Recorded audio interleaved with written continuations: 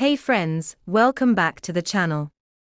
Today we're talking about something that, honestly, most people don't talk about out loud: living alone after 50. For some it's a plan, for others it happens suddenly after a divorce, a loss, or the kids moving out.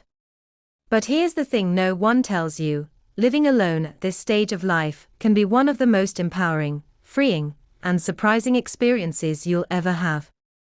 And I want to share with you why. When I first found myself alone, I didn't feel empowered at all. I felt scared, unsettled, and unsure of who I was outside of the roles I'd been playing for decades.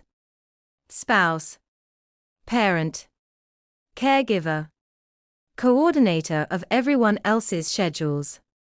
Suddenly there was just me, a set of keys, and a quiet house. At first, the silence was deafening. I'd wander from room to room wondering what I was supposed to do with all this space and all this time.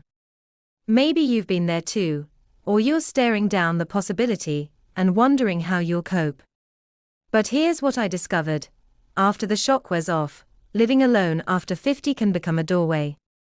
Not a closed door, not a sign of loss, but a wide-open threshold into a version of yourself you might have forgotten. You start making choices purely for you, often for the first time in decades. What time you eat. What you watch on TV. What color you paint the living room. Whether you keep the blinds open or closed. These sound like small things, but they are actually acts of self-discovery. They are a daily reminder that you are allowed to shape your environment and your routines around what makes you feel alive. One of the most surprising things that happened to me was rediscovering what I actually liked. 4 years our mornings had been news and coffee, because that's what worked for the family. When it was just me, I realized I loved starting my day with music instead of headlines, soft piano, a little jazz, sometimes complete silence. My grocery cart changed too.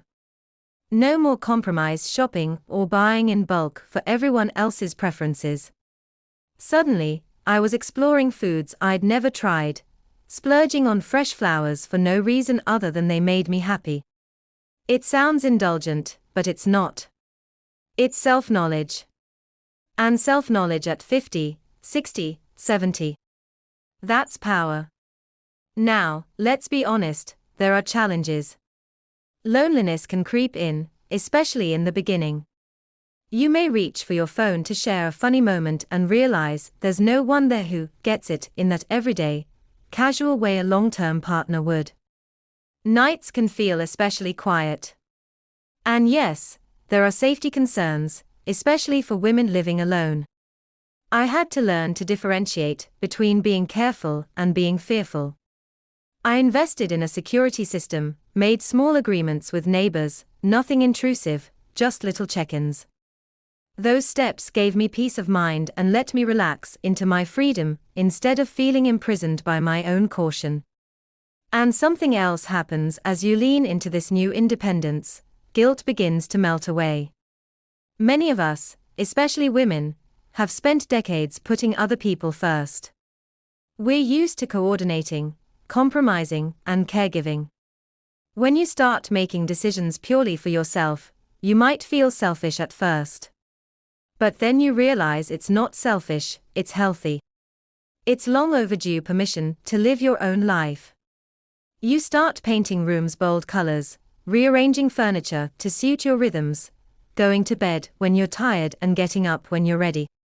You stop attending events out of obligation and start choosing activities that genuinely feed your spirit.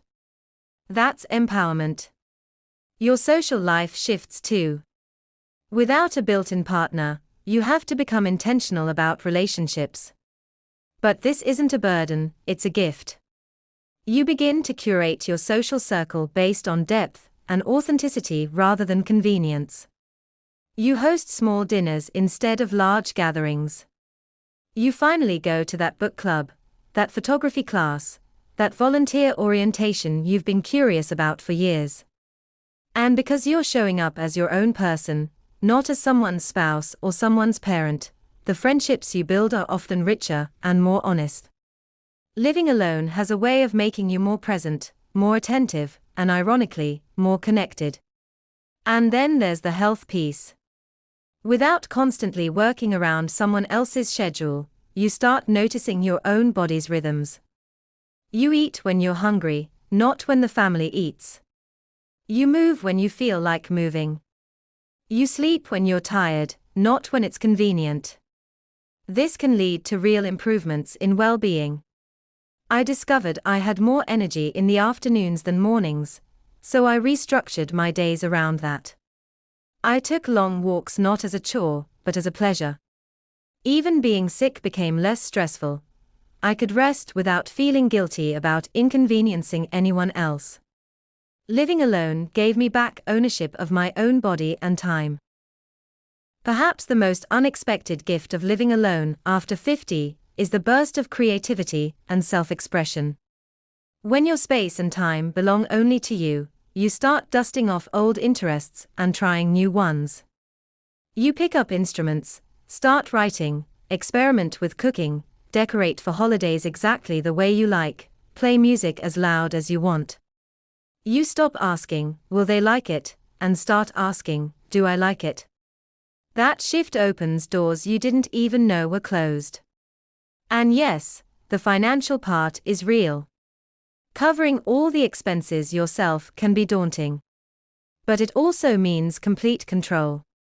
You decide how to spend, save, invest, and splurge. You budget based on your own values. You no longer compromise on purchases to please someone else. This can actually lead to more satisfaction with your money even if your costs go up, because every dollar reflects your priorities. If you're listening to this and thinking, I could never do it, I'm not that strong, please hear this. The strength isn't something you have to come with, it's something living alone teaches you. At first it might feel like loss, but it becomes liberation. The loneliness softens into solitude, and solitude becomes a friend. You learn to trust your instincts. You learn to enjoy your own company. You learn that being alone doesn't mean being unloved. It means you have space to choose who and what you let into your life. And maybe, like me, you'll realize that any future relationship you choose will be exactly that, the choice, not a necessity. You'll know you're complete on your own. That's the deepest kind of empowerment there is. Because when you're living alone from a place of self-respect and self-knowledge, any companionship you add becomes an addition to your life, not a completion of it. So if you're on the edge of this transition, wondering whether you can handle it, wondering if it's too late, wondering if you'll be lonely forever, please know this, you're not settling. You're not giving up. You're stepping into a chapter that can be authentic, joyful, creative, and free in ways you've never experienced before. The quiet house can turn into a sanctuary. The empty rooms can become space to grow. And the person you meet in the process, yourself, might just surprise you. If this message resonates with you, drop a comment below. Share your own experiences, or your fears about living alone. This community is full of wisdom and support, and your story could help someone else who's just beginning this journey. And if you found this video helpful, give it a thumbs up, subscribe, and hit the notification bell so you don't miss more conversations like this. Living alone after 50 isn't about isolation, it's about reclamation. It's about discovering who you are, what you love, and how you want to live. It's about choosing yourself, maybe for the first time in decades. And that choice can be the most empowering one you'll ever make. Thank you for spending this time with me today.